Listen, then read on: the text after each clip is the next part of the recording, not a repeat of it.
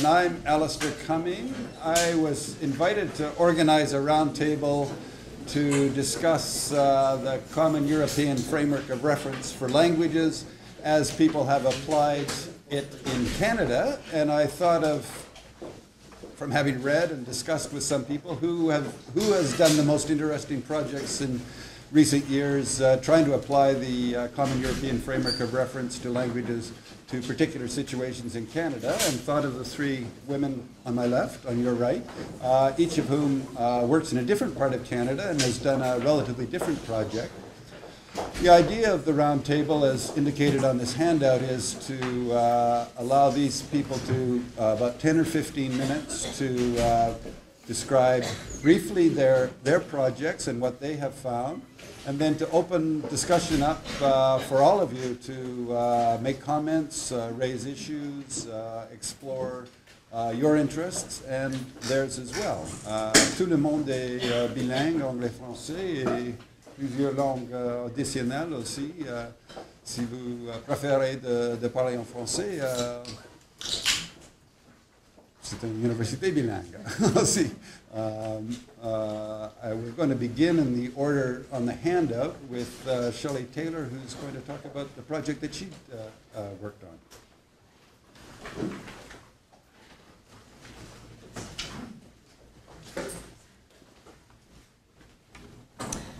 I'm from the University of Western Ontario. I work in the Faculty of Education, mais je suis aussi attachée au département d'études françaises for graduate supervision, and I've been there for the last 12 or 13 years.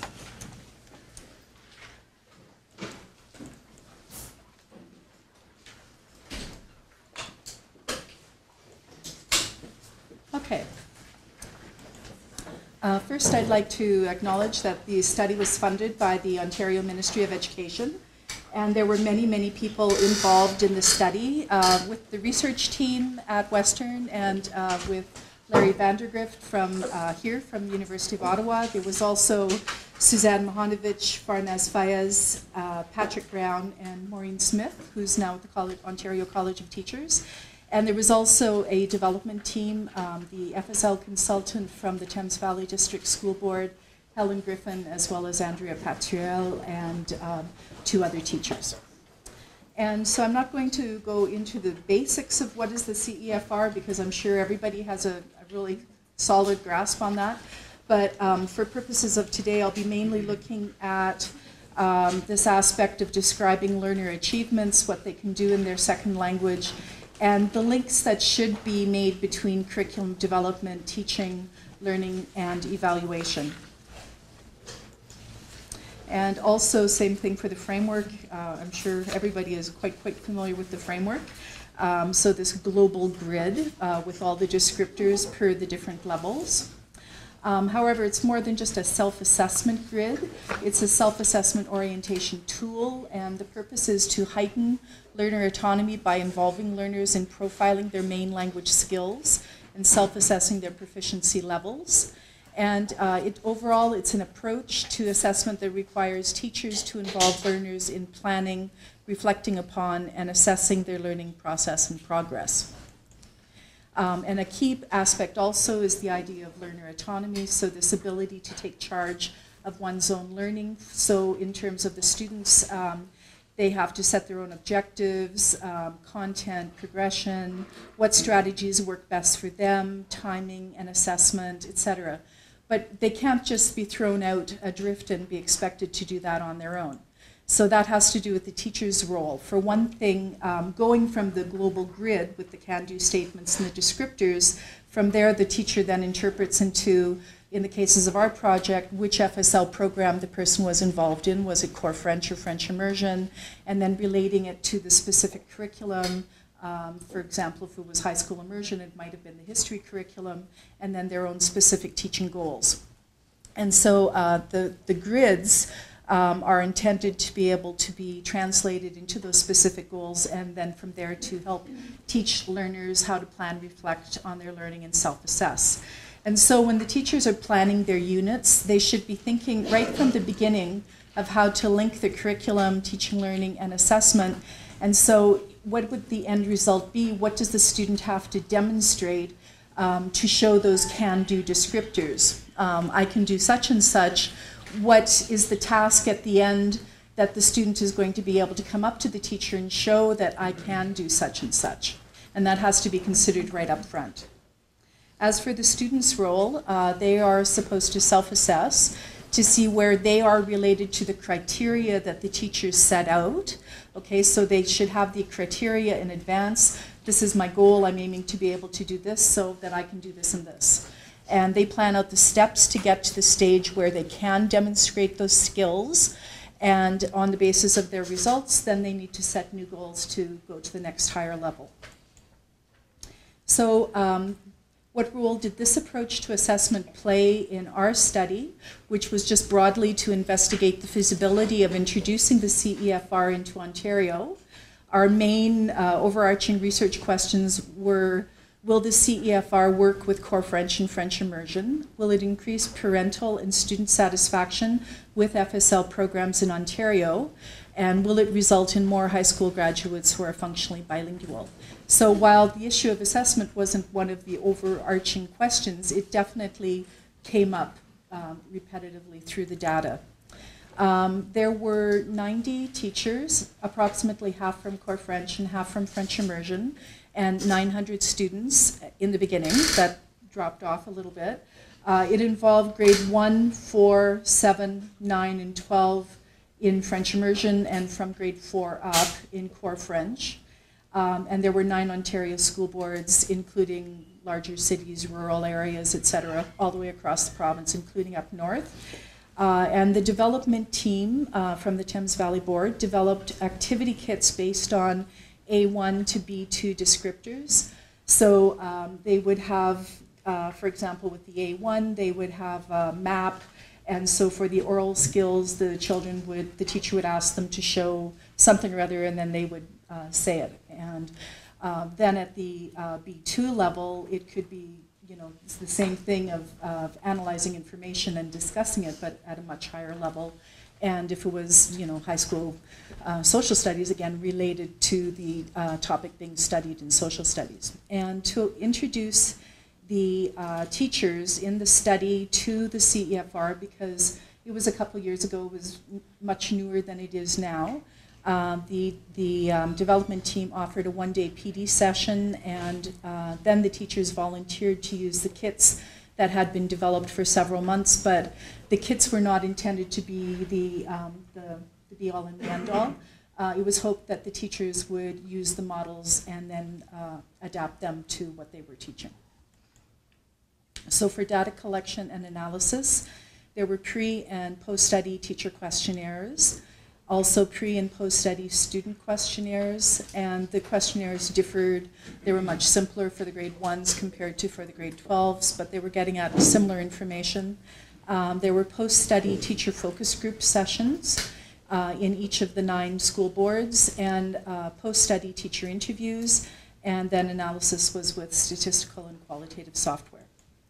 And so generally for the questionnaire results, the teachers overall were positive about the potential usefulness of the CEFR in core French and French immersion, and they felt it was useful in areas of planning, instruction, and assessment.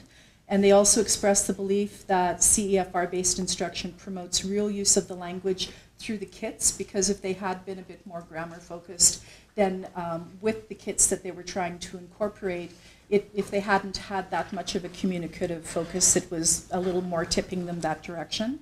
And also learn autonomy and increases student motivation and self-confidence. Comes out of the interviews, but there were particular gains with, for example, grade 9 boys in core French who liked the autonomy aspect. So for the focus group and interview themes, the main themes that came out of the data were the potential and strengths of the CEFR, its usefulness in building second language learner confidence and autonomy, the CEFR as a concrete tool for understanding and reporting second language ability, understanding the CEFR as an assessment tool, but mainly for today, I'm going to discuss some of the data on how they viewed the role and meaning of student self-assessment. So this is a transcript from one of the interviews. It was difficult to do a lot of activities in conjunction with what I was supposed to be covering in the curriculum. My biggest concern was when I was conferencing with the kids and they were working together. Very few students actually took the initiative to do the tasks, to say, I'm ready, could you give me a situation so I can demonstrate my knowledge?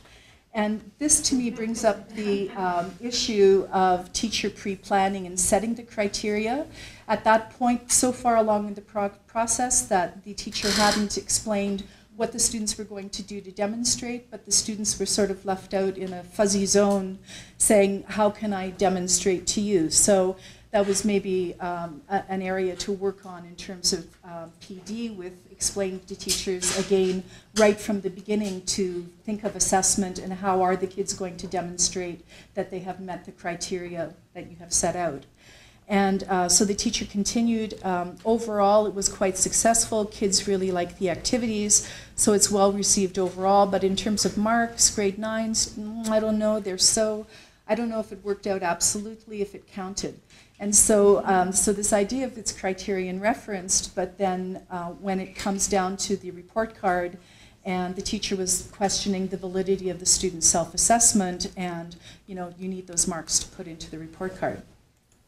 And another teacher said, maybe if there was a little bit more, I know the kits were beautifully laid out, everything was there and everything was wonderful, but I'm wondering if there is a little more guidance on what to ask and maybe some more questions.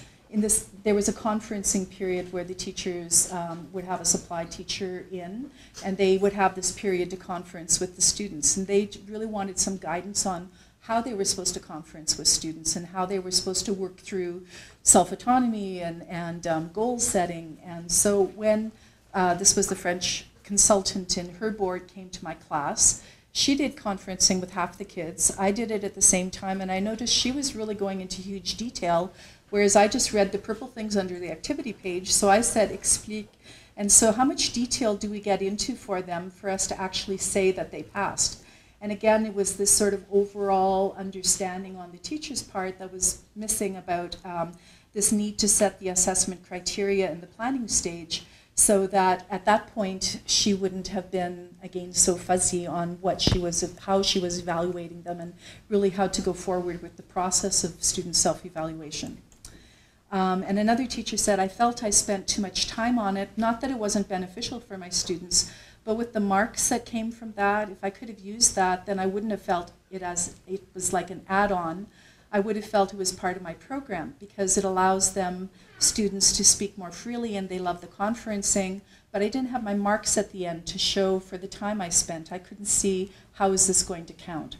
So the blue part, this aspect of it being an add-on, and this is something that David Little has reported on in Europe, that if the CEFR is just seen as an add-on to the curriculum and add-on to the textbooks, then it is very good. It leads the children to speak and develop their communicative skills, but you have to get through the curriculum. And so it gets left by the wayside sometimes. And the green part about not having the marks at the end, how is this going to count? And so again, it's this issue of it's this criterion referenced approach, but then there are the demands of a normative report card.